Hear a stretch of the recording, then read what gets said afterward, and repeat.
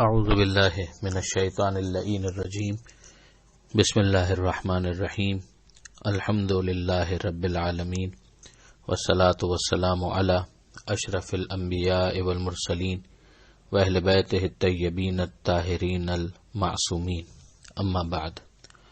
سورہ مبارکہ آل عمران آیت نمبر 194 سے آیت نمبر 200، 194 سے 200 سورہ آل عمران اس صفحے پر مکمل ہو رہا ہے۔ بسم اللہ الرحمن الرحیم۔ ربنا وآتنا ما وعدتنا على رسلك ولا تخزنا يوم القيامة إنك لا تخلف الميعاد۔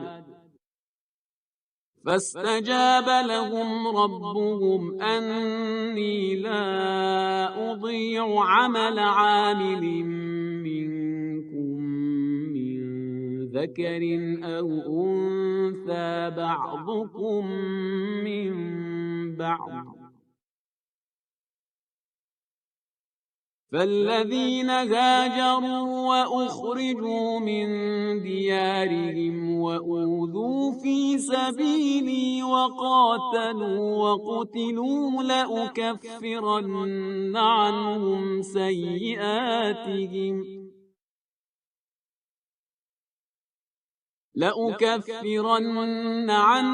سيئاتهم ولأدخلنهم جنات تجري من تحتها الأنهار ثوابا من عند الله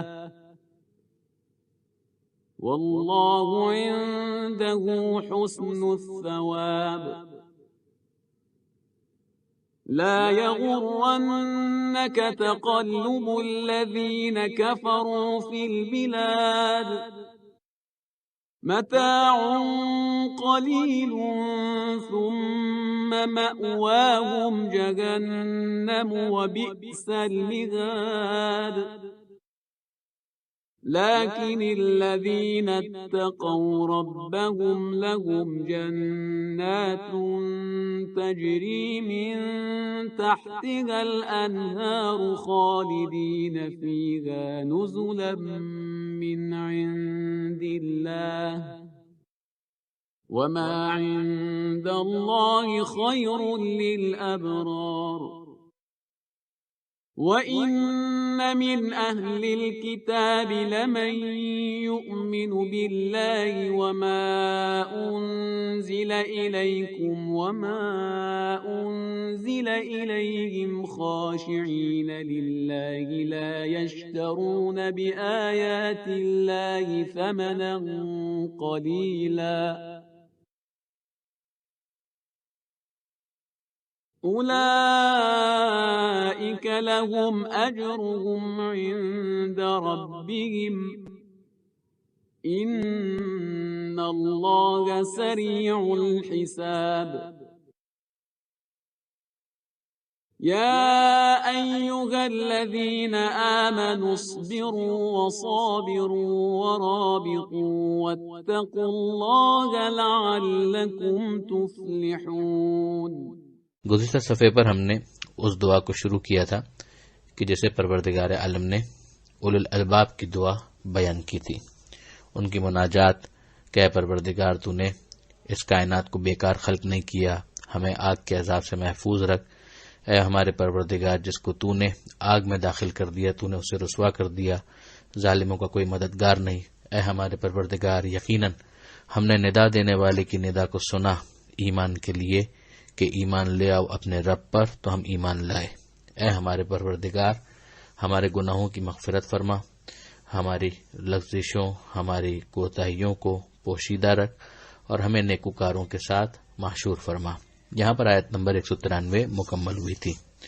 آیت نمبر 194 جو اس صفحے پر پہلی آیت ہے، اس میں یہ دعا کنٹینیو ہوتی ہے کہ اے ہمارے رب، اے ہمارے پالنے والے، وآتنا ما وعدتنا علی رسولک، کہ ہم سے جو تو نے وعدہ کیا اپنے رسولوں کی زبانی انہیں پورا فرما، یعنی ہمیں وہ ثواب، وہ اجر، وہ عطا فرما۔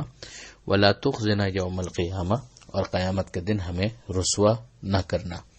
انک لا تخلف المیعاد، یقیناً تو اپنے وعدے کی خلاف ورزی نہیں کرتا۔ اب اس کا جواب پروردگار عالم کی طرف سے آتا ہے کہ فاستجاب لہم ربہم، ان کے رب نے ان کی دعا قبول کی۔ مگر کس طرح سے قبول کی؟ ربوبیت کا تو حوالہ آ گیا کہ تم نے بار بار رب کہہ کر مخاطب کیا تو تمہارے رب نے تمہاری دعاؤں کو قبول کیا، مگر کس شان سے؟ کہ انی لا اضیع عمل عامل منکم، کہ میں تم میں سے کسی عمل کرنے والے کے عمل کو ضائع نہیں کروں گا، برباد نہیں ہونے دوں گا۔ یعنی دعا کرنے کے بعد تمہیں عمل سے غافل نہیں ہونا چاہیے۔ تمہاری دعا، تمہاری مناجات تمہیں انرجی دیں، جس کے بعد تمہیں میدان عمل میں آنا ہے اور بھرپور اعمال انجام دینے ہیں۔ اور بے فکر ہو جاؤ، من ذکرن او انسا، مردوں میں سے کوئی ہو یا عورتوں میں سے۔ یعنی ایسا نہیں ہے کہ مردوں کے اعمال ہیں تو انہیں تو خدا قبول کرے گا، اور اگر عورتیں ہیں تو ان کے اعمال قبول نہیں کرے گا۔ بعضکم من بعضن، تم ایک دوسرے کی جنس ہی سے تو ہو۔ یعنی انسانیت کے اندر مرد اور عورت کا فرق نہیں ہے۔ مرد اور عورت یقیناً اس اعتبار سے کہ وظائف کے اعتبار سے کچھ فرق ہے، ذمہ داریوں کے حوالے سے کچھ فرق ہے، بے شک ہے، مگر کیا انسان ہونے میں بھی کوئی فرق ہے؟ کوئی فرق نہیں ہے۔ انسان ہونے میں سب بالکل مساوی ہیں۔ اور یہ اس زمانے میں قرآن کی آیتیں نازل ہو رہی تھیں جس زمانے میں عورت کے انسان ہونے کے بارے میں ہی شکوک و شبہات کا اظہار کیا جا رہا تھا۔ بہت سے افراد عورت کو برائے نام انسان سمجھتے تھے، بہت سے عورت کو ایک نجس اور پلید مخلوق معاذ اللہ سمجھتے تھے، اور بعض افراد تو ماضی قریب میں بھی یہ بحث کرتے رہے ہیں کہ کیا عورت کے اندر انسان کی روح ہوتی بھی ہے یا نہیں، مرنے کے بعد کیا عورت کی روح کو بھی بقا ملتی ہے یا نہیں۔ اور پھر اس میں سے بعض افراد یہاں تک جسارت کرتے ہوئے نظر آتے ہیں کہ انہوں نے جناب مریم کے علاوہ سلام اللہ علیہا باقی تمام عورتوں کی روح کو ایگزمپٹ کر دیا انسانیت سے۔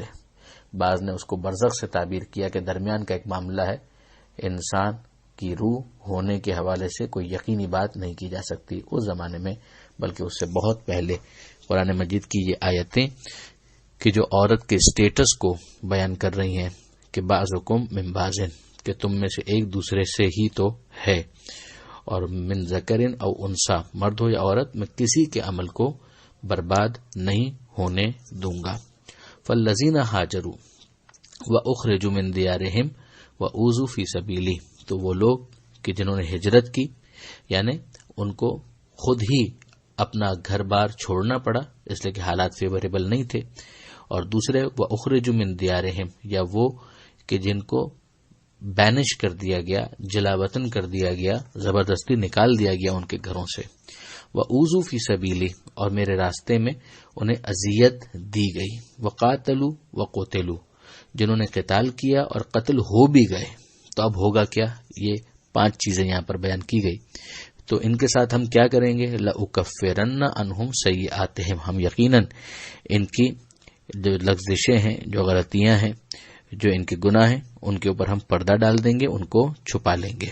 یہ گویا پیچھے جو دعا موجود تھی کہ اے پروردگار کفر عنا سیئاتنا، کہ ہمارے گناہوں کے اوپر پردہ ڈال دے، اس کا جواب دیا جا رہا ہے۔